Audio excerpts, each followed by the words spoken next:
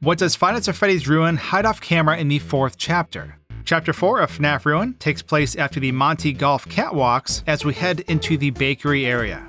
Alongside this bakery environment, we'll be taking a closer look at the Chica's Feeding Frenzy arcade game and the Upper East server room. So let's see what we can find out of bounds and hidden out of sight. I hope you enjoy. Of course, let's quickly recap what goes on throughout Chapter 4. So before entering Chapter 4, we can see Chica on a conveyor belt that takes her off screen.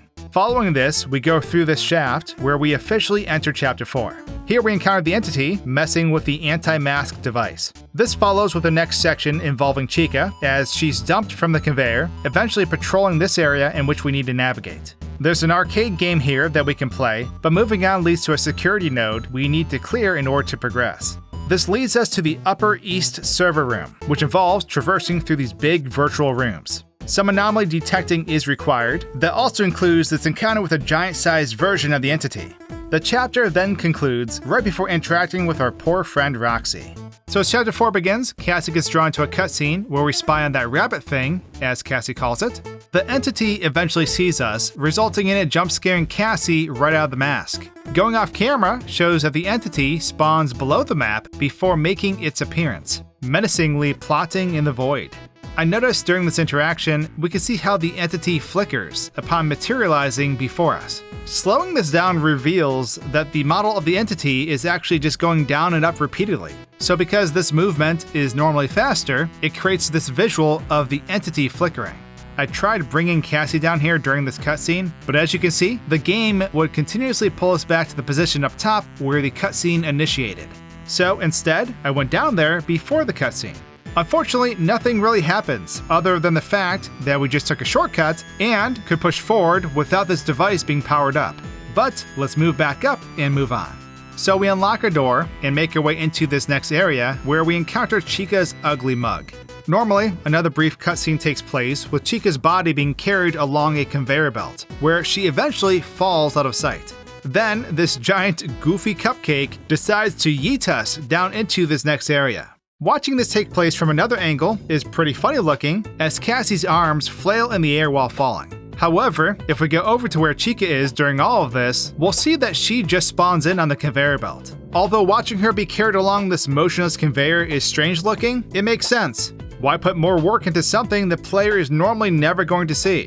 When Chica falls out of sight, the body clips through this container as it lands. A few moments later, she slightly rises up off the ground, eventually disappearing.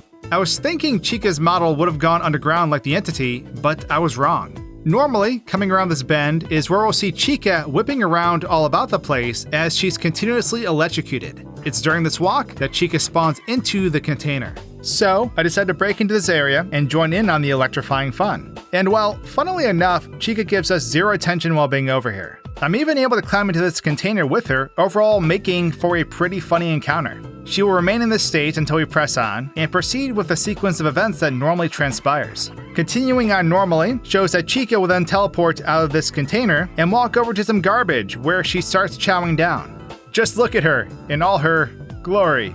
I should have realized this, but I came back into this area after she left the container and quickly found out that I shouldn't have gotten so close, as she scares me half to death. Oof. Continuing as usual, Chica walk out right in front of us, being completely oblivious to our presence.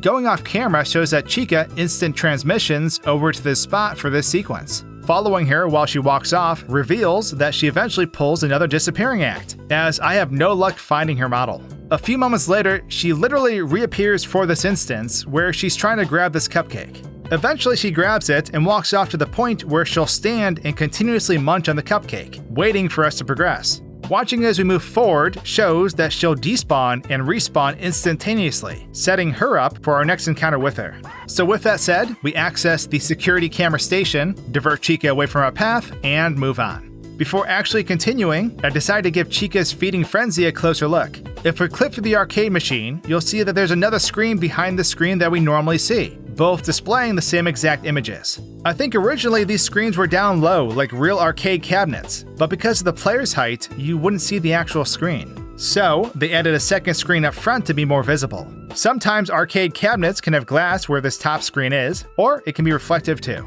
Starting the game up, you'll see that it plays like most top-down multi-directional shooters. However, we're able to move the camera around in here, and it's quite the trip. Traveling down to this checker platform shows just how big it actually is. Going in closer to Chica shows that the pizza slice and crosshair are slightly higher up than her, essentially layered upon one another. Going underneath the floor, you'll see these extra floating objects. They spin in place indefinitely.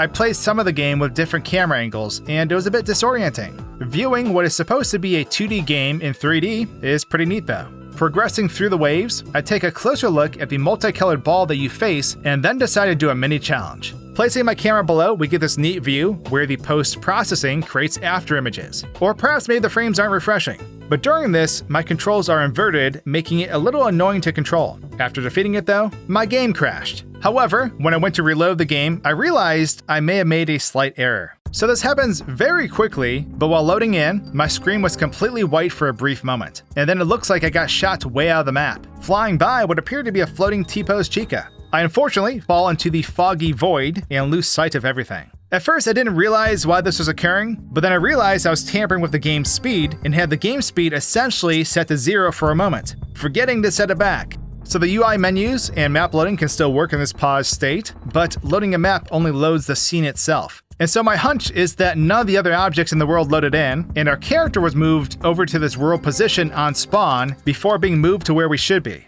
It threw me into Stephen King's The Mist, where I would fall forever. So I decided to use the camera mode and look for this T-pose Chica, and lo and behold, I see this tiny white dot in the distance and pursue it. Turns out this Chica has been out here all along. I tried going back to interact with Chica throughout Chapter 4 to see if it was in fact using this T-pose Chica. Turns out it does not, and I believe this Chica is from the beginning of the game, the one we found in a previous chapter. Anyways, when I was initially trying to figure out what happened with this sequence, I'd fly from the beginning of Chapter 4 to the arcade machine, cutting my time spent to get there. In the midst of doing this, I noticed that I broke Chica, with her model not showing up during this quick look back. This is due to me skipping the normal sequence of events. Normally, your character looks back and sees Chica closing in, but because her model isn't there to load in as intended, I'm free to roam where I please in this area, with her never showing up.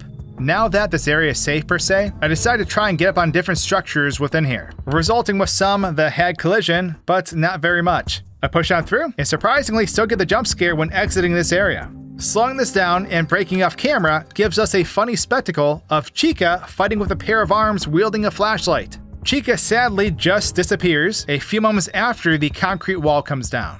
This next part involves breaching a few nodes that are scattered throughout this area. This in turn will give us access to this main security node to clear it. Before doing this, I decided to explore this area with clipping in and out of the map. That's when I noticed quite a few objects floating out in the void. Moving in for a closer look, I immediately realized what I'm looking at. We're looking at the Upper East server room, but as you can see, only certain objects are currently loaded, which includes the entity, the 3 anomalies, a couple of floating doors, the security station, and this floodlight. Not sure why these are loaded in, but they're out here. There's nothing else really going on off screen in this area, so I tried seeing where Chica's model comes from while being activated. Sadly, she just appears in the bathroom, as you can see from this angle. I tried escaping while in this view and thought I was in the clear, but sort of forgot to take my mask off, resulting with a death blow through the wall. Moving out from here involves going through a few halls that lead to the Upper East server room.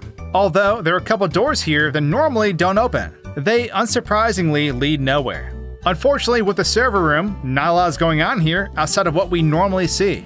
As I did some out-of-bounds exploring, I was curious to see if we could possibly walk on any of the Freddy debris below the walkways we normally traverse. However, everything down here has no collision. The death barrier hinders my efforts as well. Sad face. So I do some more anomaly detecting and realize I should probably wait a second before entering this next area. As soon as the player enters this next section, they're given what appears to be a set time before the screen is eventually consumed by static and the player dies. Luckily, this doesn't hinder me from looking around with the camera, as I technically haven't entered the area with Cassie. This allows me to get a closer look at the entity, but we sort of did this earlier when the room wasn't loaded. I had an idea though. I thought that if I deleted the large entity, maybe that would stop the inevitable insta-kill. This, doesn't work because I'm unable to delete this darn rabbit. You can see the wall is deleted, but my mission is foiled. Once again though, nothing outside the normal gameplay really occurs here. So I detect the anomalies and press on. And with this, Chapter 4 comes to a close in FNAF Ruin. I hope you guys enjoyed this video. Drop a like if you did, and I'll see you all real soon in the next one. Cheers!